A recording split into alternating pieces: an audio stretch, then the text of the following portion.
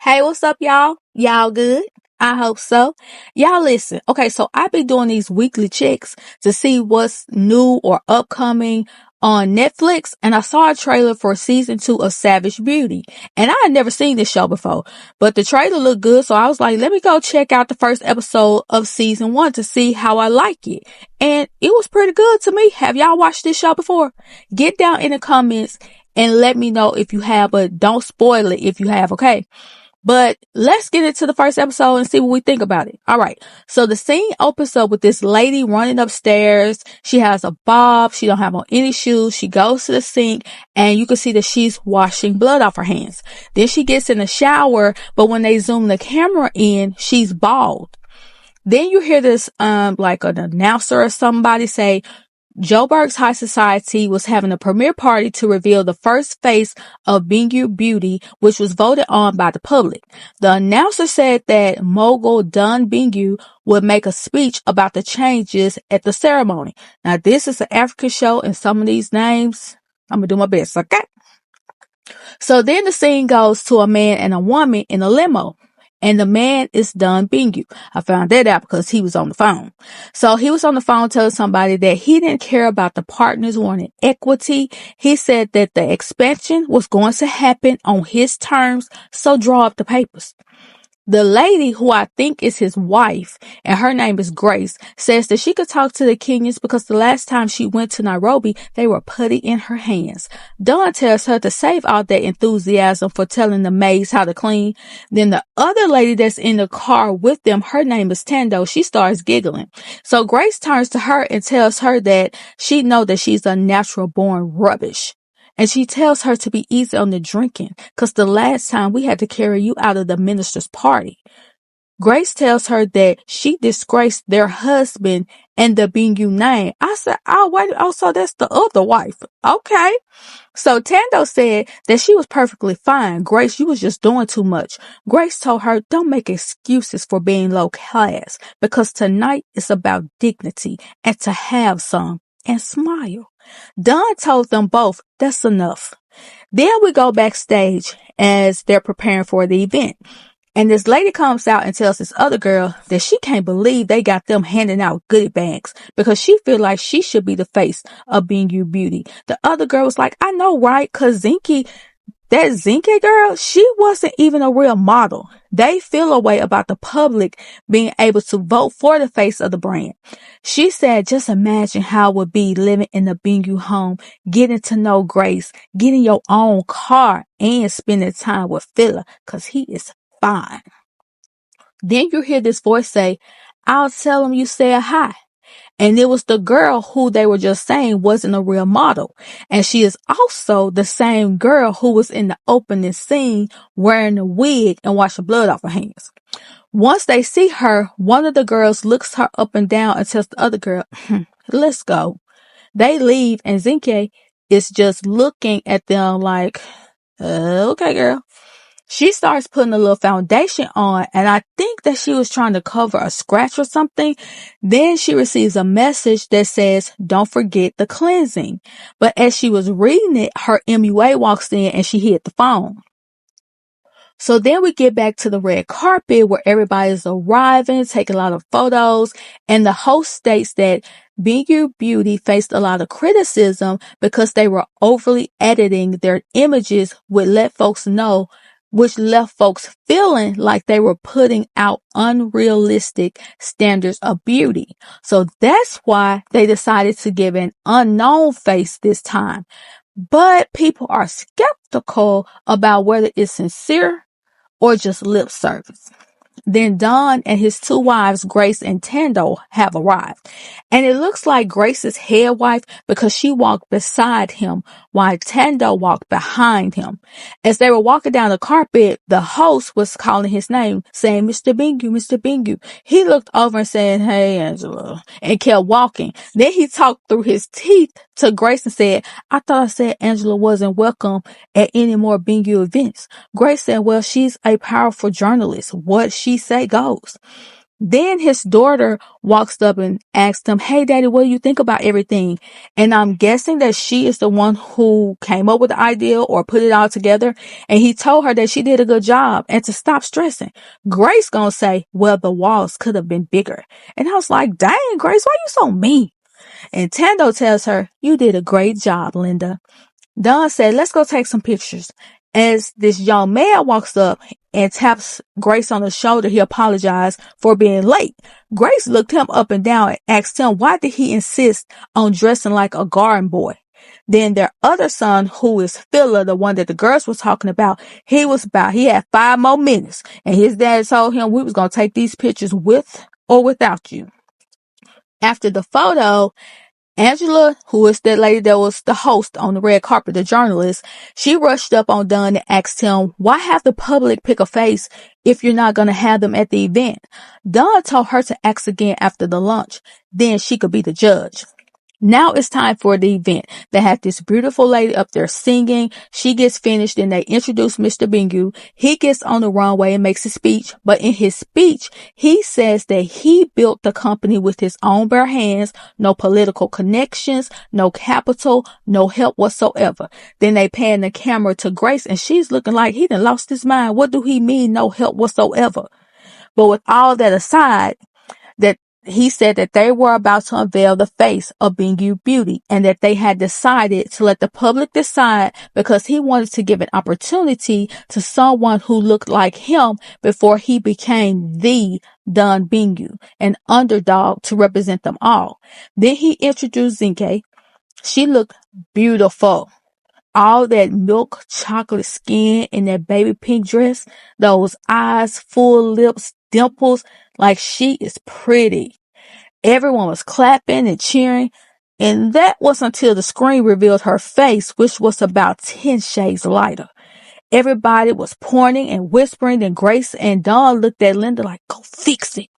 So then Angela, the journalist, says, "It looks like Bingu hasn't changed a bit." Now we see Zinhle in the dressing room and her facial expression was giving smirk and sad. And it made me wonder if she has something to do with it. Then one of the sons brings her a bottle of water. Then the rest of the family comes in and Dawn wants to know what happened because we looking like fools. Grace told one of the sons to take Zinhle to the car. And Linda walks in and says that she told the designers not to change her complexion. She said that everything was fine when she last checked. Grace said, "Obviously not." Linda told Grace that she will fix it. She'll get to the bottom of it. Linda then walked up to her dad and said, "She'll fix it, but do you need anything else?" And he just looked at her and walked off. Everybody walked off and left Linda standing there by herself. So the son who Grace asked to take Zinhle to the car, his name is Dumiso, but he decided to take her to the house himself. And she was like, "The driver could have brought me," but he said that he didn't mind. He tried to comfort her by saying, all this mess will blow over in about a day or two, and that he didn't understand how someone could be so negligent. And then Zinhle, she does this mischievous smirk again. I was like, yeah, I think you had something to do with that picture being changed. He helps out of the car and they look into each other's eyes like they may have caught feelings, real quick. Then the rest of the family arrives. Dawn walks in mumbling and saying that Twitter is on fire about what happened. Phyllis says that, "Look, Linda she'll fix it. Then we will do what we do best. We gonna handle it." Grace tells the maid to go get Zinhle. When she gets in the room, Grace asked her if any journalists had called her and she said no. So Grace told her if they do, just say no comment, and that goes for everybody. And she told them that PR was coming over and they were going to say that it was a technical malfunction. Then she told Zinhle, "You can go." She reminds Grace that she still had to go to her cousin's after funeral cleansing. Grace said that your cousin wasn't family. And then she walked off. Tando was giving Zinhle a sympathetic look as it, I'm sorry that she liked that. And she couldn't believe that Grace said that to her. And Dumiso, he was looking and just shaking his head at his mama. Then Linda gets there and tells them that the events company messed up the images, but they couldn't explain what happened. Grace told her, that's not a good enough answer. Linda said, I know that, Grace. That's why I fired them. Then she asked her dad again if there was anything she could do. He told her, no, you've done enough and I'm going to bed. And I'm like, dang, y'all act like this doesn't affect Linda as well. So the next morning, Don, he's up, he's all dressed, and he said that he has to go to the office to talk to some of the investors about the bad event that happened last night. But Grace is like, well, I planned some massages for us. And he was like, I just really need to get to this office. But then he pulled up at a penthouse. Baby, Don got him a side chick. So they start getting it in and child. Why this man going to cardiac arrest?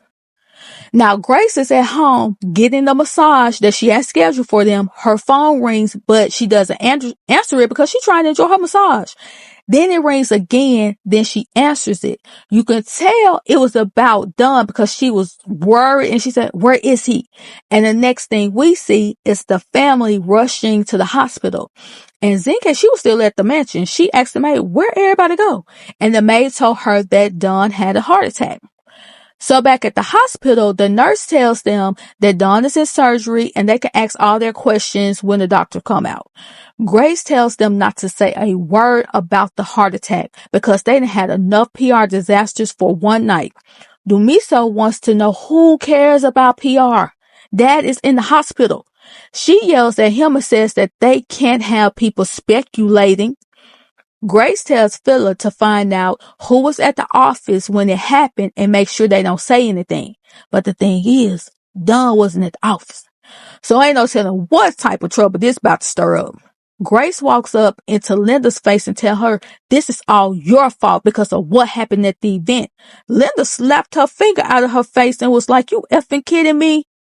The son steps in and tells Linda she didn't mean it. Honey, Grace said, of course I did. Then Linda left. Listen, Grace is a lot to deal with. So then Zinhle shows up with some snacks and tells them that she heard what happened and thought that they might be hungry. Grace says, I doubt if anyone can eat right now. Then Tando, who is the other wife, who really don't see it for Grace anyway, says, thank you, I'm famished. And the son also thanked Zinhle. Then Philip comes back in and says, they say he wasn't at the office. Grace said, but the driver insisted that he was there. Philip said, no, he was at the company penthouse. She asked him, was he alone? And Philip said, I don't know. Now the whole time they're talking, Zinhle is eavesdropping. Grace tells Zinhle that she can leave and not to mention what was going on to anybody. Dumiso offers to walk her out, but she tells him she'll be okay. You should stay with your family. He really likes her, but I haven't quite figured out Zinhle's angle yet. Linda is standing outside and Tando brings her some coffee and Linda is feeling bad. She feels like she don't have any family and Tando tells her that her father is going to be okay. But then you hear her phone buzz and she was like, and Tando's like, what happened? What's wrong? She just gives the phone to Tando and starts to rush into the hospital. Grace was telling the boys that their dad was going to need a lot of help with the business, but they want her to stop worrying about the business for a second. We worried about you. They want to know how she holding up because they can lose him. And feeling like, hold up, wait a minute. Who said we finna lose somebody? We not finna lose Dad. Grace says, listen, your dad is going to need a successor sooner than later. Philip feels like when that time comes, the dad gonna choose him anyway. So what are you talking about? Linda rushes in and tells them that Don's condition has been leaked all over social media. And they say that he is DYING. Okay. Grace wants to know who said something. Linda says maybe it was Zinhle. She always hanging around. The nurse comes out and tells them that they can go in and see Don, but make it quick. When they get in there, he's still under sedation. They say what they have to say, give him a kiss, and then they leave. But Zinhle was still waiting outside. She waited for them to leave, and then she went back into Don's room, baby, got the pillow. She was about to smother him. Then Linda comes back into the hospital because she left her phone in the room. And when Zinhle hears somebody at the door. She hides. Linda goes in, sees the pillow on the floor. She picks it up, put it back on the bed, get her phone. Then she left. So everybody makes it back to the house and they think that the family is under a curse. And then Zinhle walks out from her quarters and I was like, girl, how you get back so fast? And Grace asked her, what was she still doing up? She said she was worried. Grace said, this is nothing for you to worry about. Grace asked her, did she tell anybody about Dunn's situation? And she said no, her phone had been off all night. Even though we saw her with a phone, which may not have been the same phone, but she texted or did something before she walked out of the hospital. Then I guess Grace was feeling a little sentimental, so she told Zinhle that she can go to her cousin's cleansing, right? Then the next day, Linda goes to the hospital and Dunn is up. She asked him how was he, and he said that he felt like he could run a marathon. Linda told him that she brought him She brought him a surprise. Now, I don't know who that lady was to him, but that lady brought in some good old medicine from the ancestors. They were sitting there conversating, and then Grace and Tando walked in. Grace was like, Zinhle. Then she tells Dunn, I didn't know you called Zinhle. Linda let her know that she brought Zinhle. She said, I brought her. Grace starts trying to go off on Linda, and Don tells her, I know what's good for me, Grace. Then he thanks Linda and Zinhle, and he tells them they can leave. So then he tells Grace to sit down. And then Tando, she sits down as well, right? He tells them that there are going to be some changes to the family because he needs more children. Grace and Tando looking at each other like, girl, it ain't going to be me. Grace said, you know, I can't handle more children. Don was like, one more heart attack and I'm out of here. So he was taking another wife and he found someone who could give him more children. Grace told him that he couldn't make that decision without her permission. He said, I don't need your permission. The whole time, Tando over there giggling. Grace got mad and left out of the room, and Tando, she just quietly followed.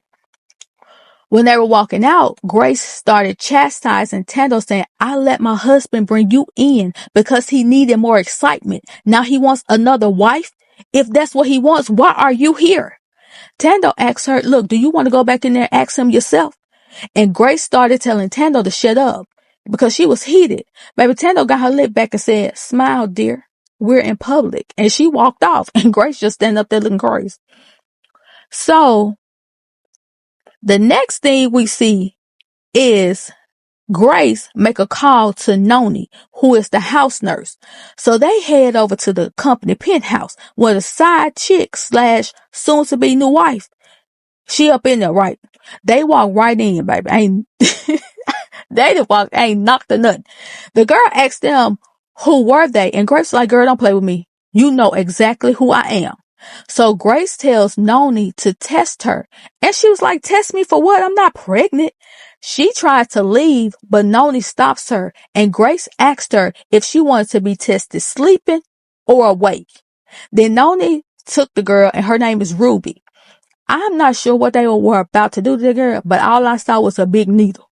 So Zinhle, she did get a chance to go to the cleansing, and she was sitting outside, and her brother came out to check on her, and she gave him some money for helping her win the online competition. She asked him how was he doing because he was basically there alone, and then he says that he was fine because he didn't have to see Grace and Dawn every day. And I was like, what? How are these people connected? Then Zinhle tells him that she was able to get into Don's hospital room and she wanted to finish him off. And her brother was like, what do you mean? You not a 187er? And she said, I know. That's why he gonna live to see us destroy everything he loves. And Zinhle had a flashback of being on the porch with another young lady who I think may have been her sister, but she passed away. Her brother told her that it hadn't been too long since they lost her, and if she wanted to back out of this plan, she could, because he was looking real worried after she said she was about to finish that man off. Then Zinhle asked him if he had got that thing she asked him to get, and since he's so worried, he like, yeah, I got it, but I don't think you need it. She said, just give it to me in case things go wrong. Now back over at the penthouse, Grace is asking Ruby how old she is. She said 21. Grace was like, 21? You're a baby. Do you really want to be wife number 3? By the time you're 23, he'll be done with you. Do you know how that feels? And do you know how many rubies there have been? Now, if you don't want to suffer for the rest of your life, you'll do and say exactly what I tell you. Zinhle makes it back and she sees Dumiso on the couch and she tries to sneak out of the room, but he sees her. She says that she just wanted to tell Grace that she was back, but since she wasn't there, she's just going to go back to her room. But Dumiso asks her to join him for lunch. He really likes her. But after the conversation that Zinhle had with her brother, I'm starting to wonder if there is some type of connection with this family, because it's like she's very hesitant to get close to Dumiso. So Zinhle sits down, she looks at some of the pictures that he has out on the table, and she picked one up and she was like, what are you doing with this? And he was like, I'm trying to find a welcome home gift. And the one that she picked up, she was like, is this you? He was like, yeah, that was before the accident. And she was like, what accident? And he showed her this really bad scar that he had on his leg. And he said it came from a car accident where they had to cut him out. And he said ever since that accident, he's been trying to find the full meaning of life. And I think Zinhle kind of got emotional because she told him that she had to go. And as she was walking away, she was rubbing her eye like she had started crying. Next, we see Don arrive at the penthouse and he calls out to Ruby. He see a suitcase in the middle of the floor, but he don't see her. But then you hear her coming downstairs and she tells Don that she was leaving because their repulsive relationship was over. And he was like, repulsive? And she said that he was old enough to be her father and that she deserved more than an arrangement. He told her that he wanted to marry her and start a family. And she was like, you already have a family. He was like, please don't go, Ruby. Please don't go. And she really didn't want to go. But if I had gotten threatened by Eveline, I would have left too. So back at the mansion, Regina, who is one of the maids, is she preparing some like raw fruits and veggies to have it ready for when Dawn comes home. Grace and Phila are also in the kitchen. Then Zinhle comes in and Grace does a one-over on her and she tells her that she looks okay. She walks up to her and puts her face in her hands to look at her makeup. But when she does that, Zinhle tenses up. And I was like, what was that about? Like, what has happened to this girl in the past? Like, did somebody harm her or something? Because that's an emotion that you will have if somebody has been abusive to you or mistreated you in a way. But Grace tells her to freshen up her makeup and to take a selfie for the brand. She also told her that she was happy that she was no changing up her looks with the wigs that Grace had given her. When Zinhle walks off, Grace says, back in my day, you had to be taller and lighter to be considered beautiful. And Phila was like, Mom, don't say things like that. She is beautiful and she's likable. Then Grace asks Phila, is there something recognizable about her to you? And Zinhle, she was standing in the hall listening to what was being said. Now I'm really trying to figure out what is the connection between Zinhle, Grace, and Dawn. Then we see Zinhle go to her closet and pull out this bag, and in it was some yellow fabric. But then there's a flashback, and it's actually the dress that her sister had on when she took her last breath. And in that flashback, she told her sister, don't worry, because we're going to make sure that they pay for what they did. What? So when we get back to the present, Zinhle, she is inhaling her sister through that dress. But then she reaches in the bag for something else in that thing that she asked the brother to get for her. So she took that and put it in her makeup stand. Then she sits down and starts to remove her makeup, and they zoom in on the side of her face. And there is a really bad scar, like at the bottom of her cheek down the side of her neck. And I'm like, girl, what happened? Like, who did that to you? Then the episode ends. Like, so far, this first episode was really good to me. It's only 6 episodes, but this first one was good. So I can only imagine what the rest of them are going to be about. Have y'all watched this? Get down in the comments. Let me know. Please like, share, subscribe, and I'll talk to y'all later.